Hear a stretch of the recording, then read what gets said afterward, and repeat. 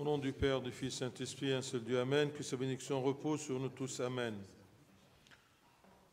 Au commencement du carême, l'Église nous fait écouter l'Évangile selon saint Matthieu, chapitre 6. Dans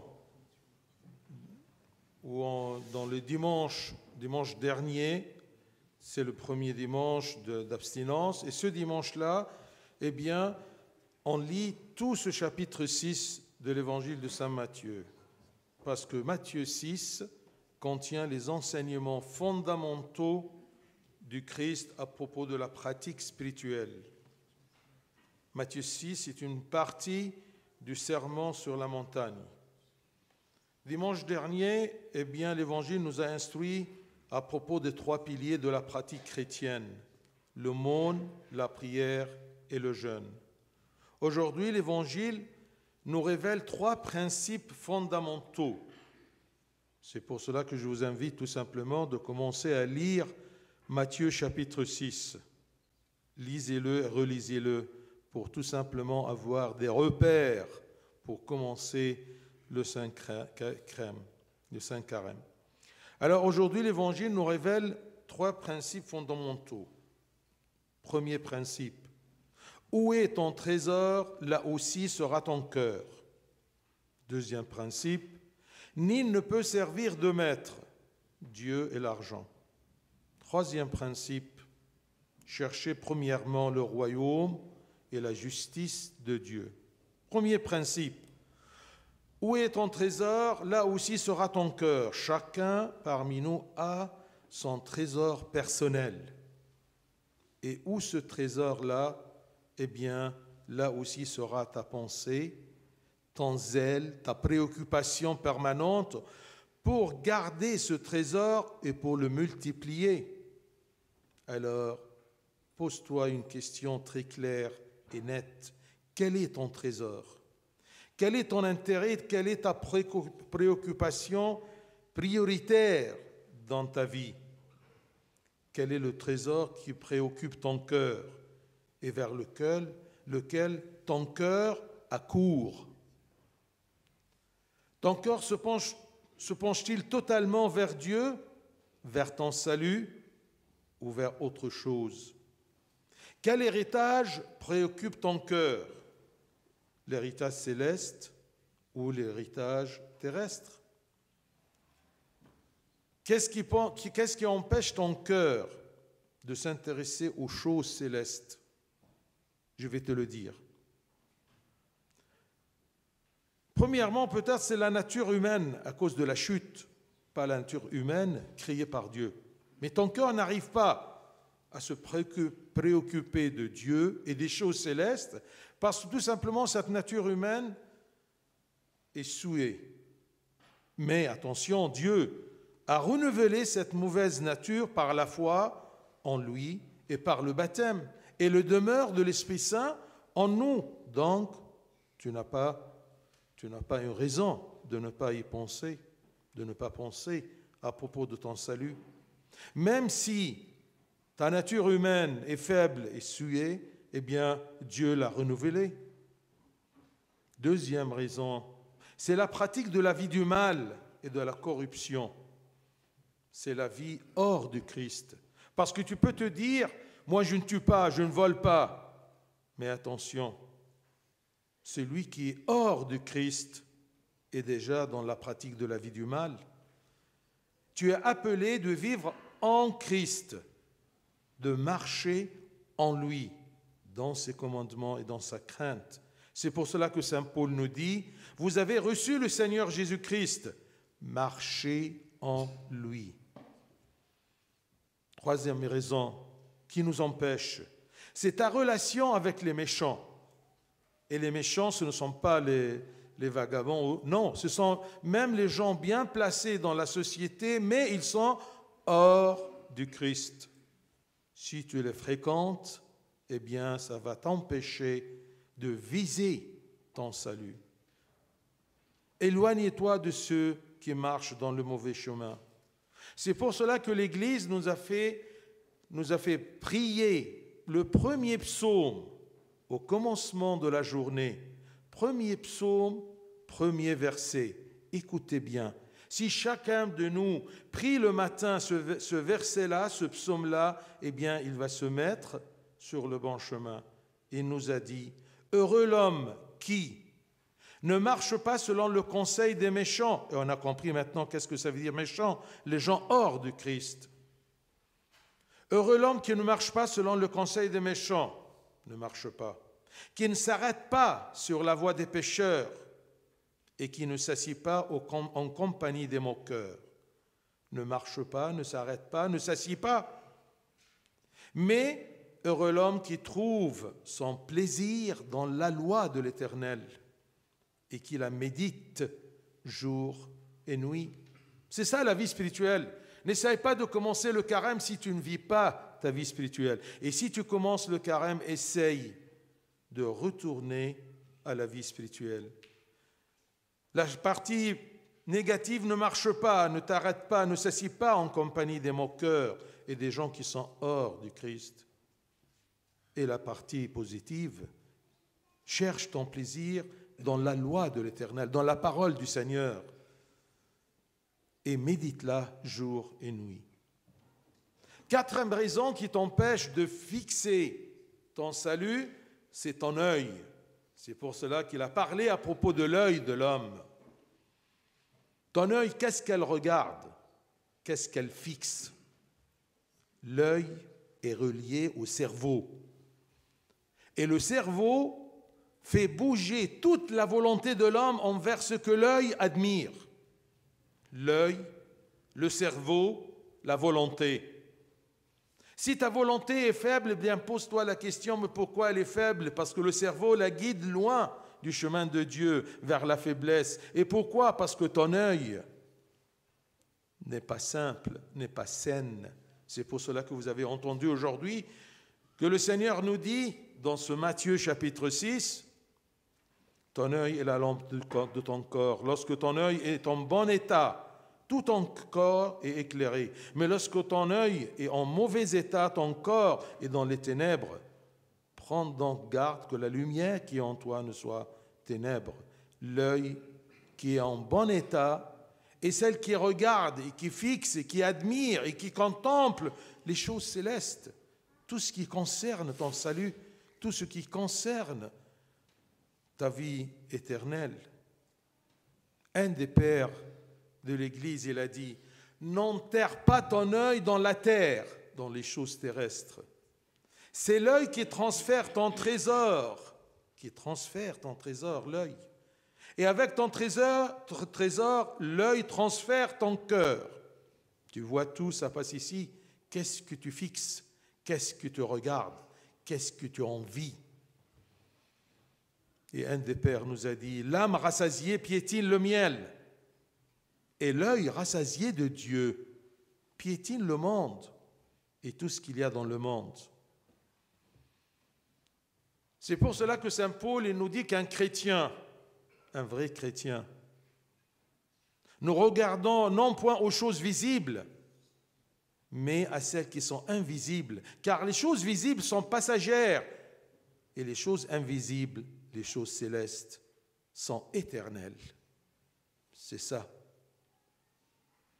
Donc le premier principe, méfie-toi. Où est ton trésor, là aussi sera ton cœur. Deuxième principe, nul ne peut servir deux maîtres, car ou il haïra l'un et aimera l'autre, ou il s'attachera à l'un et méprisera l'autre.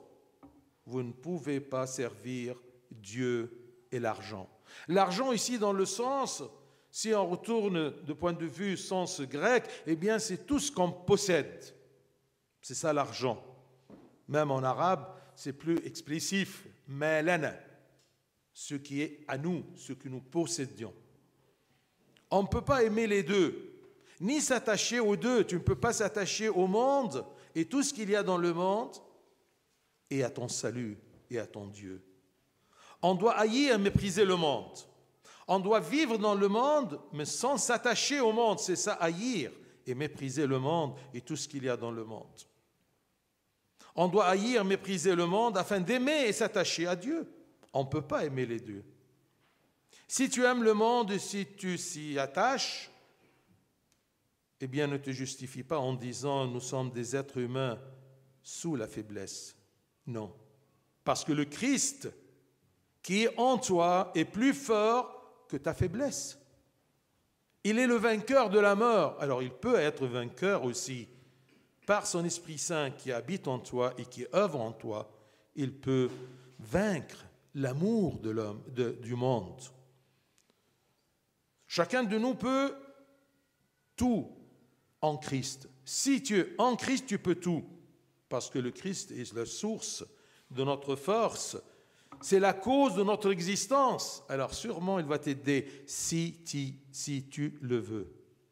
Et tu ne peux pas le vouloir que si tu contrôles ton œil. Elle fixe quoi? Troisième principe. Cherchez premièrement le royaume et la justice de Dieu. Là, je vous rappelle tout simplement de la parole du Seigneur. Je vais citer des versets très explicites. Si tu les suis, si tu jeûnes pour essayer de travailler sur ces versets, eh bien c'est ça un bon carême. Comme par exemple Saint Jean qui nous dit « Celui qui aime sa vie la perdra, et celui qui haït sa vie dans ce monde la conservera pour la vie éternelle. » Aimer ta vie, c'est-à-dire de donner tout ce que ton corps veut, tout ce dont il a envie. C'est ça, aimer sa vie. Si tu cherches à avoir une vie aisée sur terre et tu passes toute ta vie tout simplement pour fixer ta vie sur terre, eh bien, tu vas la perdre. Mais si tu la perds, si tu haïs ta vie, ce n'est pas de la folie, non. C'est la sagesse que Dieu nous a dit. Mais celui qui haït sa vie sur terre, dans ce monde, la conservera pour la vie éternelle. Dieu n'est pas menteur. Dans Matthieu 10, c'est écrit « Celui qui conservera sa vie la perdra ». Si tu essaies toujours de protéger, de garder ta vie sur la terre, tu la perdras au-delà. Et celui qui perdra sa vie à cause de moi, la retrouvera. Si tu perds ta vie à cause de Dieu, eh bien, tu la retrouveras. Parfois, on doit éviter des endroits, éviter des gens, éviter une façon de vivre pour Dieu, pour plaire à Dieu. Eh bien, celui qui fait ceci, qui haït sa vie à cause de lui, la retrouvera. Matthieu 10 toujours, il dit « Celui qui aime son père ou sa mère plus que moi n'est pas digne de moi ». Parce que parfois on commence à dire « Oui, je fais ça, non pas pour moi, mais pour ma femme et mes enfants ». Eh bien non, si tu les aimes plus que lui, eh bien tu ne mérites pas Dieu. Et celui qui aime son fils ou sa fille plus que moi n'est pas digne de moi. Donc tu n'as pas une cause qui t'éloigne de Dieu et de s'intéresser à ta vie éternelle, non pas ta vie terrestre, elle passera. Matthieu 16, c'est écrit « Et que servirait-il à un homme de gagner tout le monde s'il perdait son âme ?» Tu as le monde et tu as ton âme. Tu as ta vie terrestre et ton âme. À quoi sert qu'un homme gagne tout le monde? Et jamais tu ne gagneras tout le monde. Non. Tu essaieras toujours de courir devant le train du monde et tu n'arriveras jamais à gagner tout le monde. Mais si tu pourras un jour gagner tout le monde, tout ce qu'il y a dans le monde, eh bien, que donnera un homme en échange de son âme? L'homme qui sert le salut de son âme et s'en préoccupe est un homme sage qui ne perd pas son âme. Que le grand carême soit une nouvelle occasion de remettre en question notre façon de voir le monde et de voir le royaume, de mettre en question nos préoccupations et l'emplacement de notre trésor. Où est ton trésor? Tu dois vivre dans le monde, mais tu ne t'attaches pas à ce monde-là. Que le Seigneur nous donne vraiment la grâce de profiter de ce carême pour le gain de notre âme. إنجيل معلمنا متى الإصحاح السادس بنقراه أثناء الحد اللي فات، حد الرفاع، والحد دوت حد الكنوز. الحد اللي فات بنقرا نصه، والحد ده بنقرا بقية إصحاح السادس في إنجيل متى. لإنجيل متى، وده بدعوكم إنك تقروا الإصحاح السادس، لأن إنجيل متى إصحاح السادس ده جزء من الموعظة على الجبل، وفيه أساسيات التدين، في أساسيات عمل الرب. ماذا نعمل لكي نعمل أعمال الرب؟ هي دي أعمال الرب. تعملها إزاي؟ باللي مكتوب في إصحاح 6 متى 6، تقراه وتشوف أنت فين من إصحاح 6. ده مش كلام في الهوى، ده كلام المسيح له المجد.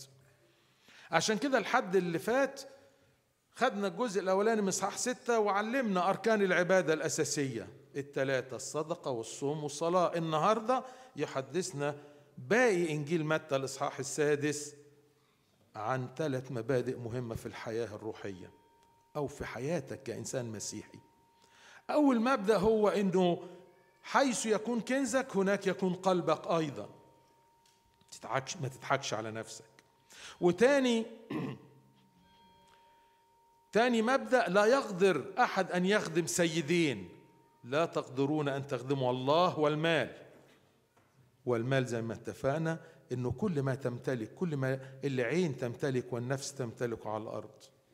ما تقدرش تخدم سيدين.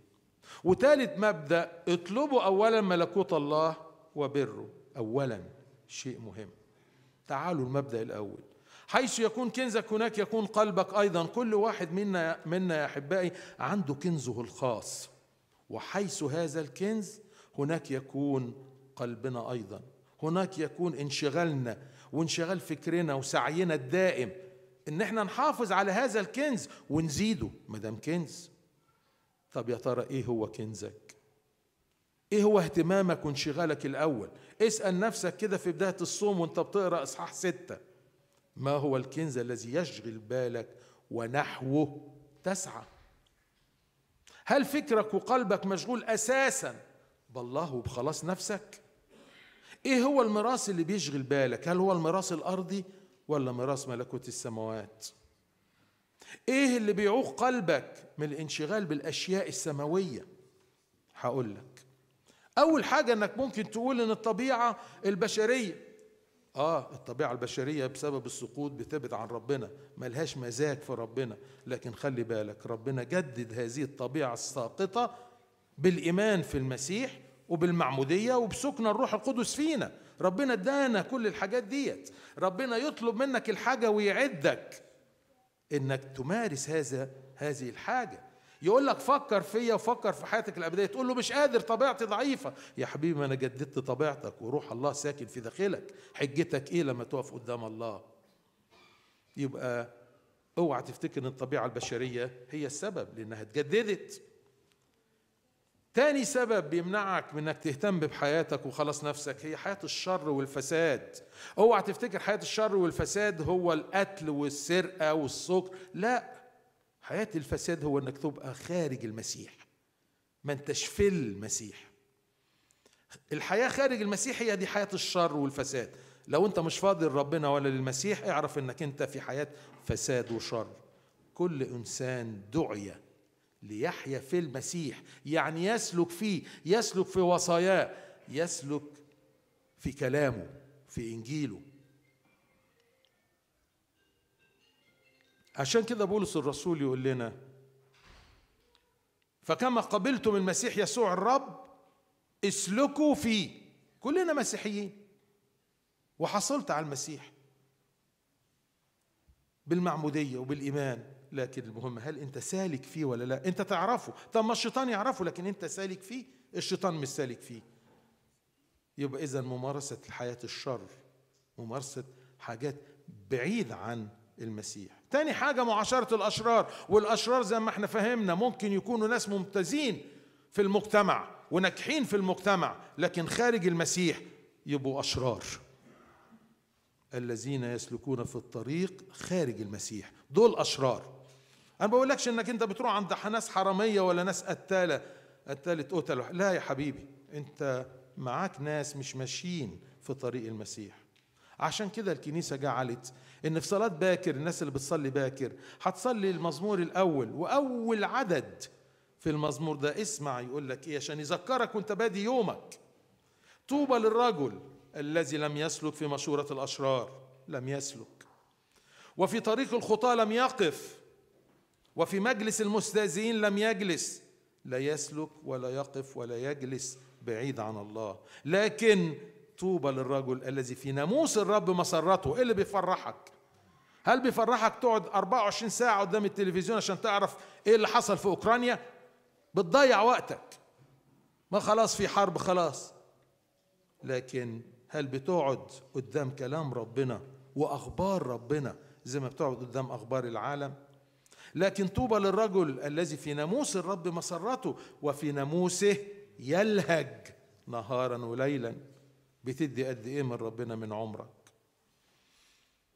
رابع حاجة تمنعك انك تهتم بخلاص نفسك وابديتك هو العين.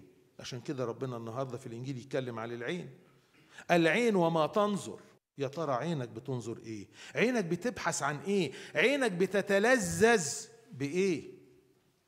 وطبعا العين مرتبطة بالمخ، والمخ يحرك كل الإرادة نحو ما تنظره العين. ادي العلاقة، عين مخ إرادة. المخ بيتحكم في إرادتك طبقا للي بتشوفه العين. عشان كده الكتاب يقول لنا سراج الجسد هو العين، فمتى كانت عينك بسيطة فجسدك كله يكون نيرا. بتبص لإيه؟ ومتى كانت شريرة فجسدك يكون مظلما. مش معنى بتبص يعني دايما بتبص على الحاجات الجنسية، لا، بتبص للعالم، بتبص للمال، بتبص للسلطة، بتبص للمكانة، بتبص للبسك وشخصيتك. سراج الجسد هو العين، فمتى كانت عينك بسيطة فجسدك كله يكون نيرا، ومتى كانت شريرة فجسدك يكون مظلما. انظر إذن لئلا يكون النور الذي فيك ظلمة. ربنا اداك العين دوت عشان تبص لأبديتك وتبص للسماويات. العين البسيطة يا أحبائي هي التي تنير الجسد كله وإرادته كله وأعماله كلها. هي العين التي تنظر وتتأمل وتسعد بالسماويات. أحد الآباء يقول لنا لا تدفن عينك في الأرضيات. عينك هي التي تنقل كنزك إلى السماء، ومع كنزك تنقل قلبك حيث كنزك. شوف العين بتبص لإيه، بتهتم بإيه. ممكن واحد يبص العربية يقول يا سلام، هل العربية ديت الواحد دي اللي بتدي؟ لا يا حبيبي، ما كله بيجري على كاوتش. لكن خد عربية بسيطة عشان ما تشتغلش كتير وتبعد كتير وتشغل ذهنك بالمال. وازاي تشغل المال عشان تجيب العربية؟ عشان كده القديسين يقولوا نفس الشبعانة تدوس العسل. طبعا نفس شبعانة هتدوس العسل، والعين الشبعانة بربنا تدوس العالم والأرضيات، بس لو عينك شبعانة بالسماويات. الإنسان المسيحي زي ما بولس الرسول يقول لنا نحن غير ناظرين الأشياء التي ترى بل التي لا ترى، لأن التي ترى وقتية. كل اللي انت شايفه في العالم ده وقتي، كله هيروح. وأما التي لا ترى فأبدية. فخلي عين الإيمان تساعدك انك تنظر إلى السماويات. وبعد كده المبدأ الثاني، لا يقدر أحد أن يخدم سيدين، لأنه إما أن يبغض الواحد ويحب الآخر، أو يلازم الواحد ويحتقر الآخر. لا تقدرون أن تخدموا الله والمال. لا، ما احنا نمسك العصاية من النص مش هتعرف، مش هينفع، لأن ده مبدأ ربنا قاله لك. ما تحاولش تعرج بين الفرقتين. لا نستطيع أن نحب الاثنين ونلازم الاثنين. ينبغي أن نبغض ونحتقر العالم والماديات عشان نحب ونخدم ونلازم الله. إن أحببت خدمت ولازمت العالم، ما تتحججش بقى إنك أنت تحت الضعف البشري. ما احنا لازم نعيش، ما احنا لازم لا يا حبيبي، تذكر إن المسيح أقوى من ضعفنا. هو غالب الموت، مش هيقدر يغلب الشر اللي فيك. وفهمنا ان الشر اللي فيك هو بعدك عن المسيح، مش الشر انك تعمل اعمال الشر بس، لا، كل واحد منا يستطيع كل شيء في المسيح الذي يقويه، الذي يعمل فينا بروحه القدوس، لأن المسيح هو مصدر قوتنا وعلة وجودنا. هو علة وجودنا، هو اللي خلقنا فيقدر يعمل بينا. لكن ما تتلككش وتقول أصلا أنا ضعيف. أنت قوي بالمسيح، أنت الذي لا تريد أن تنظر إلى أبديتك، ناظر لشوية تراب. وعشان كده المبدأ الثالث يقول لنا اطلبوا أولا ملكوت الله وبره.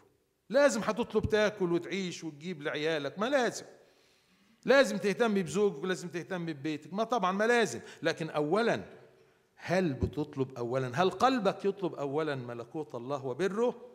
هنا هذكر لك بعض الآيات وسهل الفهم، ما انت ذكي وناصح وحكيم. يقول لنا في الإنجيل من يحب نفسه يهلكها، من يدلع نفسه، من يعطيها كل ما تشتهيه يهلكها، ومن يبغض نفسه في هذا العالم يحفظها إلى حياة أبدية.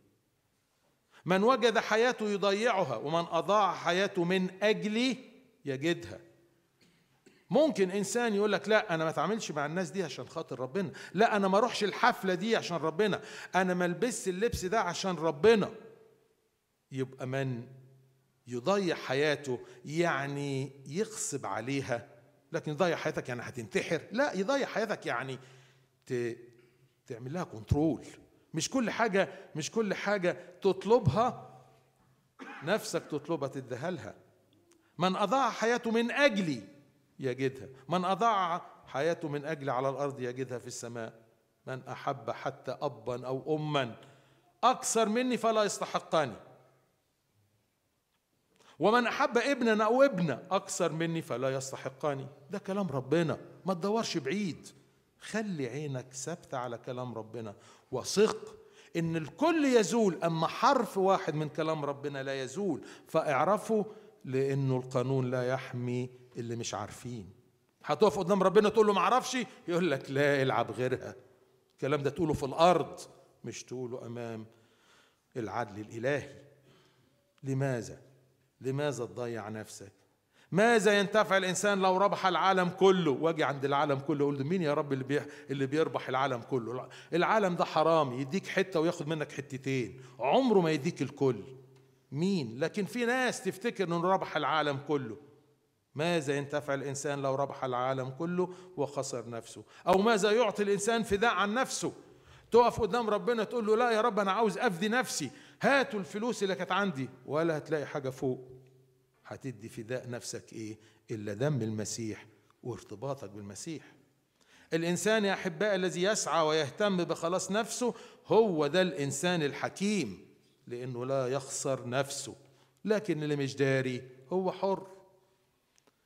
الصوم الكبير يا أحبائي فرصة جديدة متكررة ربنا بيدهنا لمراجعة أهداف حياتنا ومراجعة نظرتنا للعالم والملكوت.